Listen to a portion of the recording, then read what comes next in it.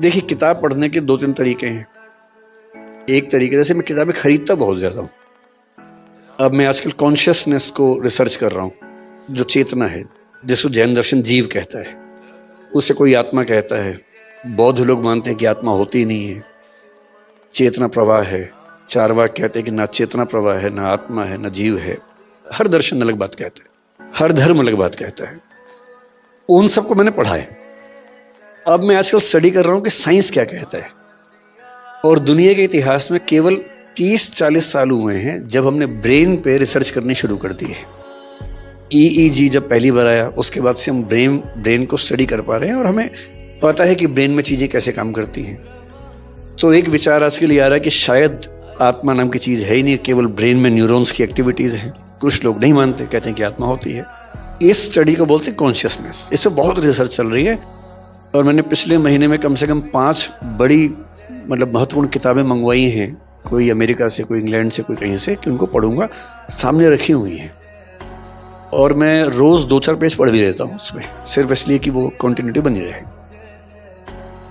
ठीक से पढ़ने का एक ही तरीका है, क्योंकि जैसे आप व्यस्त रहते हैं, मैं भी व्यस्त रहता हूँ, मेरा फ़ोन भी बजता है, ऑफिस के बहुत सारे काम होते हैं।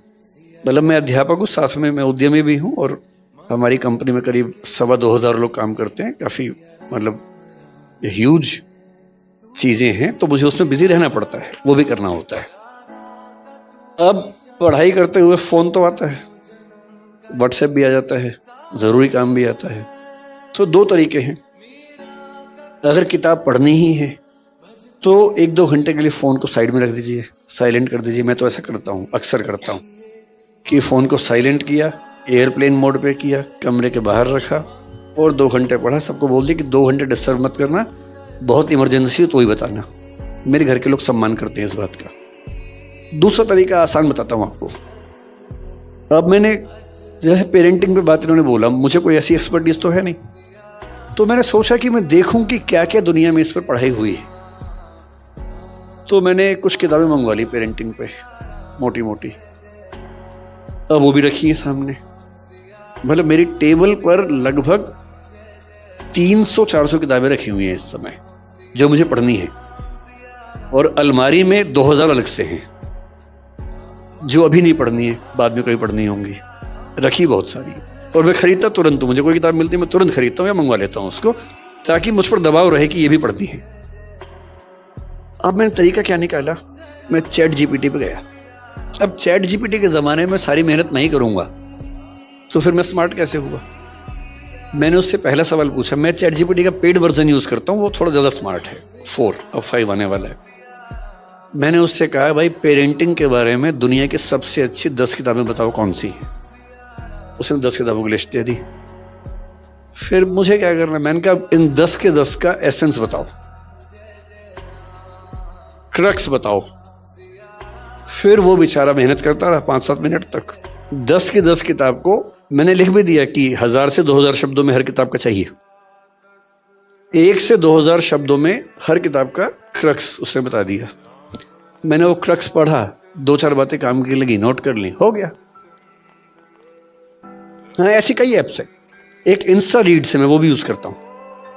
तो इंस्टा रीड्स पे यही होता है, दुनिया की सारी अच्छी किताबें उनके समरी मिल जाती है, आप समरी पढ़िए।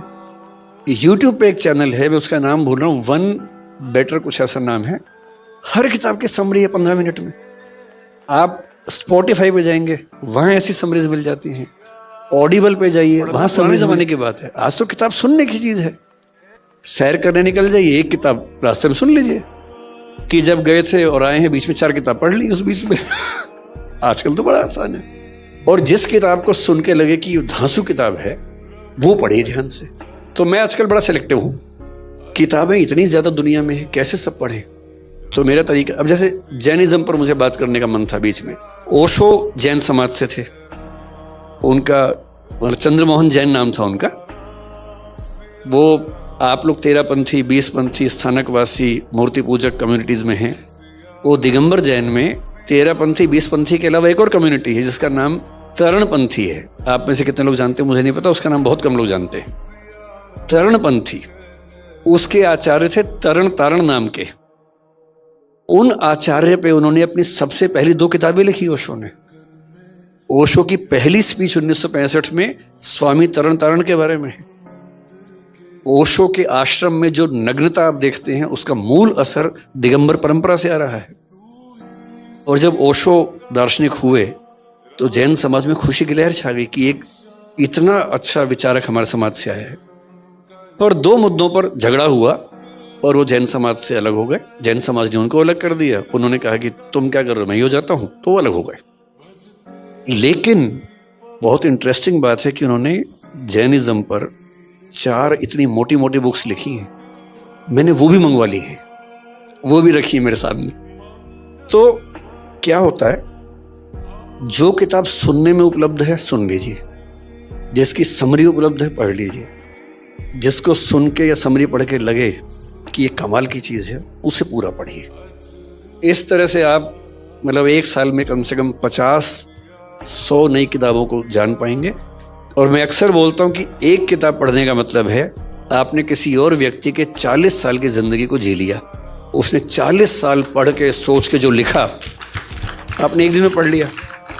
तो हमारी शारीरिक आयु जैसे मेरी 50 साल है, हमारी सांस्कृतिक आयु 5 लाख साल है हम सबकी। पिछले 5 लाख साल में इंसान ने जो जो सीखा, शिफ्ट करता गया, ट्रांसफ़र करता गया, वो सब हमें मिल गया, मुफ्त में मिल गया।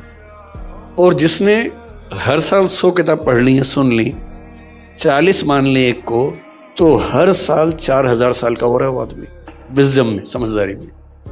तो किताब सुनिए, पढ़िए, समरी पढ़िए। ये वीडियो आपको अच्छी लगी हो तो इसे लाइक, शेयर और हमारे चैनल को सब्सक्राइब ज़रूर करें। धन्यवाद।